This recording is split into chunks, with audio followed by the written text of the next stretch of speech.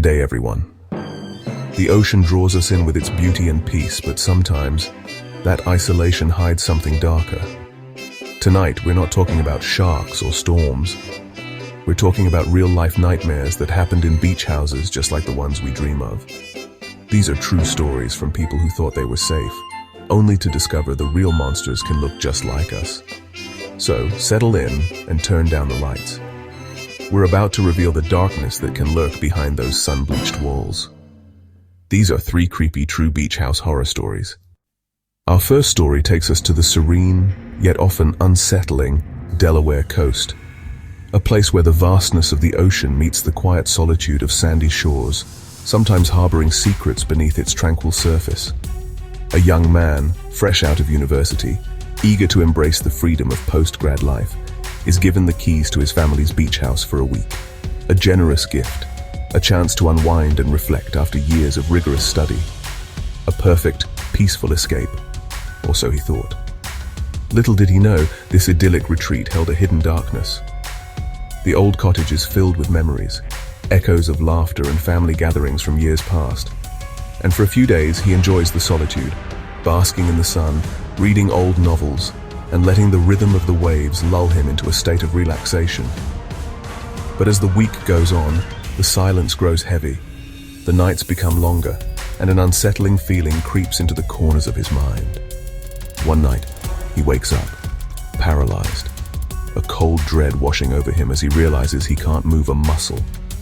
Unable to move or scream, trapped in his own body, a prisoner of fear.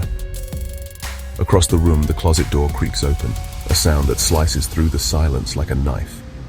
Slowly, deliberately, as if an unseen hand is guiding it, inviting something sinister to emerge. From the darkness, the inky blackness that seems to swallow all light, a tall, gaunt man emerges, a shadowy figure that seems to materialize from the very depths of the closet, standing motionless in the moonlight, a silent sentinel of the night, his presence radiating an unsettling aura.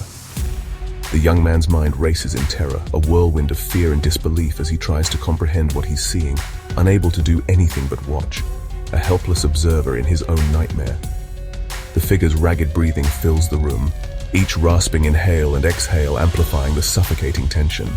After a long, agonizing moment, a seemingly endless eternity of fear, the man slips back into the closet, retreating into the darkness from whence he came, and closes the door, sealing himself back into his hidden world. The paralysis breaks, the spell is lifted, and the young man is finally free to move. The young man bolts from the house, driven by pure adrenaline and terror, calling the police from his car, his voice trembling as he recounts the horrifying events. Officers arrive and search the house, their flashlights cutting through the darkness. At first, everything seems normal. The house appears undisturbed, as if nothing out of the ordinary has occurred. But in the back of the closet, hidden from plain sight, behind old boxes, dusty relics of the past, they find a makeshift bed, a crude arrangement of blankets and pillows, and a homeless man hiding in the shadows, his eyes wide with fear and desperation. He'd been living there for weeks, a silent squatter in the young man's temporary home, sneaking out at night for food, like a nocturnal creature scavenging for survival, moving through the house like a ghost, unseen and unheard, a phantom presence. The young man realizes, the pieces of the puzzle falling into place with chilling clarity. He'd been sleeping just feet away from a stranger, a complete unknown, separated only by a thin wooden door, night after night, oblivious to the presence lurking just beyond the threshold of his awareness. The missing food, the inexplicable disappearance of snacks and leftovers, the strange noises, the creaks and whispers in the dead of night, dismissed as the house settling. Suddenly it all makes sense. The unsettling feeling now explained by a terrifying reality. The man in the closet never harmed him, never laid a hand on him, but the chilling reality was that he could have, the potential for violence always present, a constant, silent threat. The beach house was never a sanctuary again, forever tainted by the knowledge of what had lurked within its walls. Our next story unfolds along the windswept Jersey shore, a place known for its vibrant summers. But this isn't the bustling, sun-drenched scene you might imagine. This is the off-season, a time of quiet solitude and stark beauty. The crowds are gone, the air is crisp, and the beaches are deserted. Mark and Dave, two longtime friends seeking respite from their busy lives, arrive at Mark's family's expansive beach house for a quiet weekend getaway.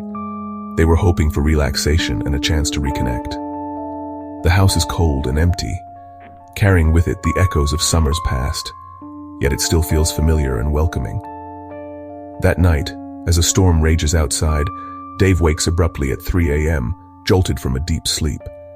He's disturbed by a faint, persistent beeping sound that seems to be coming from somewhere within the house. It's not a smoke alarm with a low battery, nor is it the familiar ring of a phone. This sound is different, unsettling. Driven by curiosity and a growing sense of unease, the sound leads him down a dark hallway to a spare room they hadn't bothered to open. He cautiously enters and begins searching, eventually lifting a pillow on the bed. Underneath, he discovers a small, unfamiliar black device emitting the persistent beep, accompanied by a menacing flashing red light.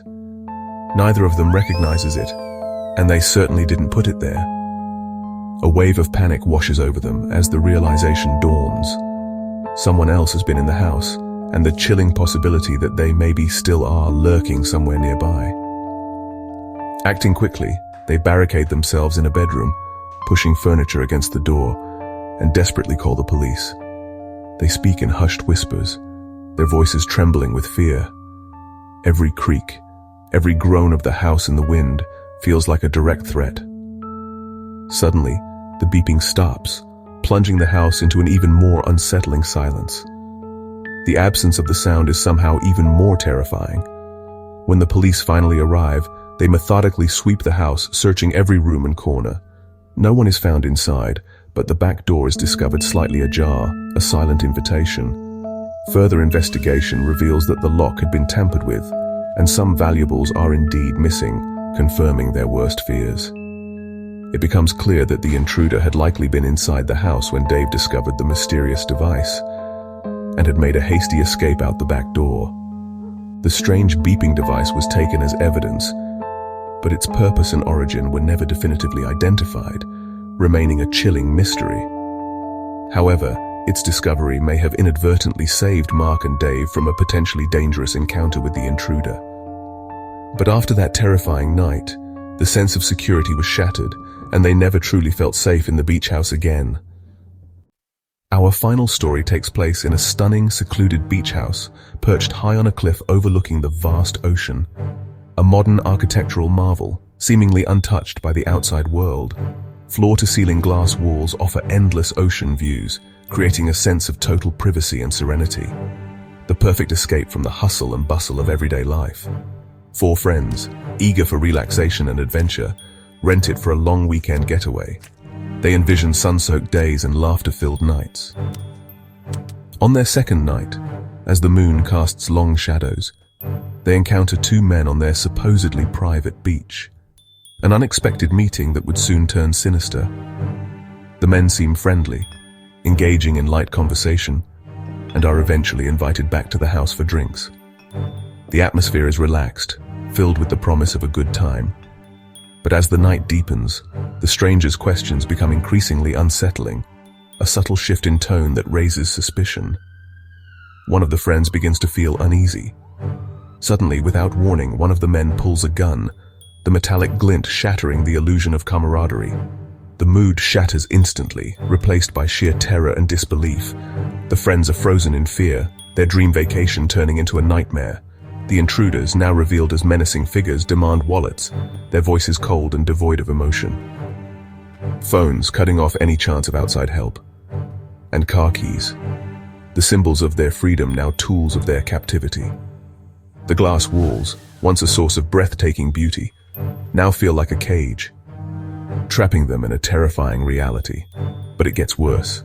They're forced outside at gunpoint, the cold steel a constant reminder of their vulnerability. Herded toward their car, their hearts pounding with each step.